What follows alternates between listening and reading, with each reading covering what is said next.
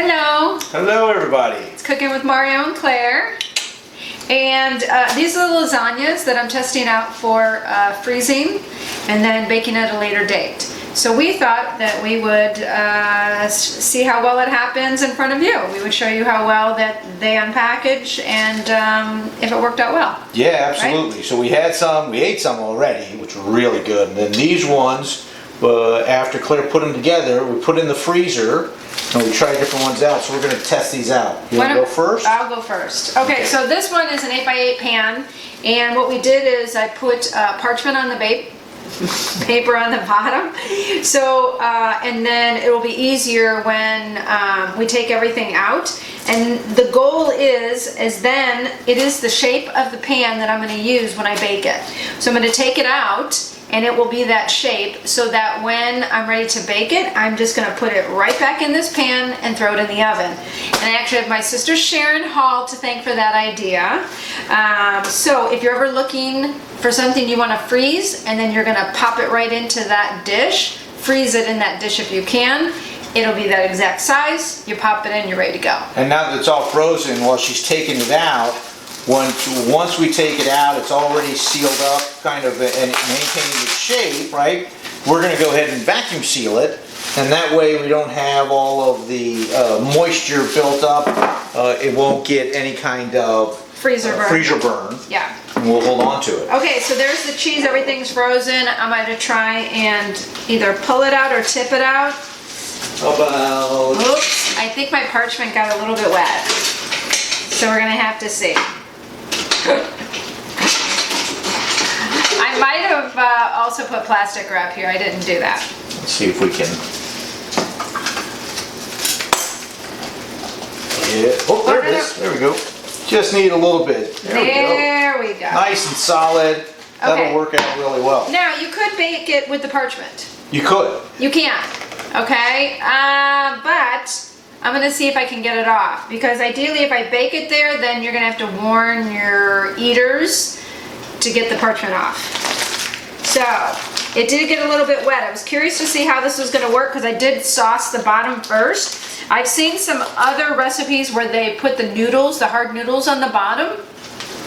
But I don't really like that, because, so it's working out really well. I thought it wasn't going to. Yeah, it's coming off really great. It is. It's coming off really, really well. So I may lose a little bit of cheese here. Yeah, let me hold the box. Let's see if we can. And you pull the parchment out. Okay, but if you were by yourself, I would do this and then save the cheese. And look, that is coming off really, really nice. So just take your time. I got a little aggressive there. So just take your time. Now look at that. It's all ready to go. So now Mario can vacuum seal it, or if you don't have that, wrap it in a whole bunch of plastic. Then you could wrap it in foil. I generally don't like aluminum foil directly on my food, whether to bake or to freeze it. So that's why I would do that first. So I would wrap it in plastic as much as I could. If you don't have a lot of plastic wrap, you could put it in like a Ziploc bag if that would fit, and then wrap it in tin foil, and then definitely mark the outside, because on another day that could be anything. And then, because you use this pan, you're all ready to go. So you could even tell your kids, get that pan. They'll learn their measurement techniques. Get the 8x8 pan. They'll have to get out their tape measure and figure that out. And then they pop it in, and they pop it in the oven, 375 for, this would probably take about 45 minutes. Yep. Maybe closer to an hour if you did it frozen. So, but by the time you got home, you could probably check that. So that's what's really great, right? Pre-done, already ready to go. And we've been talking about it. You could do it with vegetables, without vegetables, without meat, whatever is right for your family that time. Yeah, and this is all ready to go. So this would easily fit maybe 3 people. Yeah. Maybe 4 little people. 2 Depends when they're hungry. boys. But really, if you see this not as a meal, but as maybe a side, you could have a piece of meat, and then everybody gets a little bit of pasta. Yeah. So try and also think of it that way. You don't have to serve everybody and I think people get more satisfied when they have a little bit of variety, right? Yeah, absolutely. If you're just trying to eat the lasagna, I don't know that it's going to completely fill you up, but if you maybe have a little meat or a salad.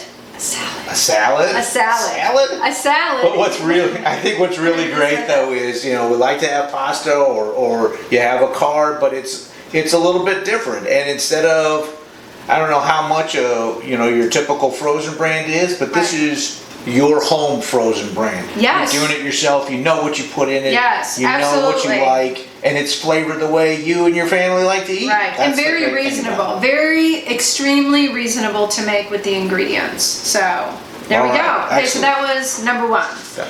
Now we're gonna go here for the second one, and this is using silicone molds. I talked about this on the blog about this. So when I went to go build this, you need to make sure that you put this on the pan, this pan underneath, before you fill, because the silicone molds are very, very flexible. So if I try and fill it by itself and then put it on a pan, you could lose all your contents. So you want to do this one? Yes, hold on just a second. Okay, so what I did just to test it out is I did 3 without cheese and 1 with cheese. I just was curious to see if the cheese would make it through the freezing and baking process.